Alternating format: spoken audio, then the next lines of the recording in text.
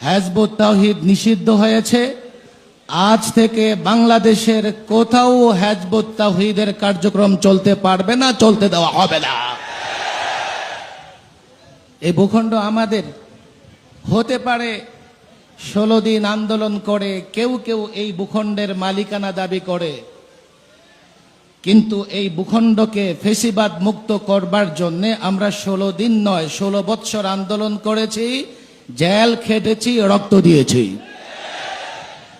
2, আমরা যখন বাতিল বিরোধী আন্দোলন করছি একটা বিষয় আমাদের মনে রাখতে হবে, বাতিল কিন্তু বসে নাই। এই যে আজকে নানা জায়গায় কওমি মাদ্রাসা নিয়ে নানা ধরনের প্রপাগান্ডা প্রচারণা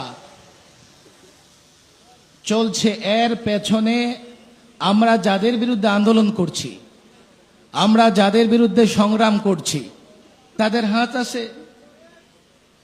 আমি নিজে বারবার এ বিষয়ে নানা পণ্ডিত ব্যক্তিদের সঙ্গে আলোচনা করে গবেষণা করে যা বুঝেছি, এই যে কওমি মাদ্রাসার বিরুদ্ধে এখন অপপ্রচার চলছে, এর পেছনে সবচাইতে বড় ষড়যন্ত্রকারী হচ্ছে ইসকন এবং উগ্র হিন্দুত্ববাদী।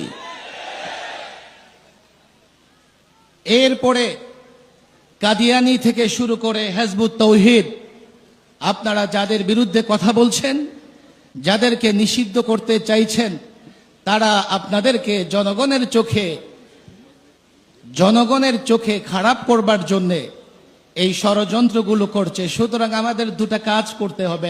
এক, আমাদের আঙ্গিনায় কোনো প্রতিষ্ঠানে যাতে এই ধরনের অপবাদ দিতে না পারে আমাদের সতর্ক থাকতে হবে। 2, আমি পরিষ্কার বলি, যদি কোথাও কোনো বাতিলপন্থী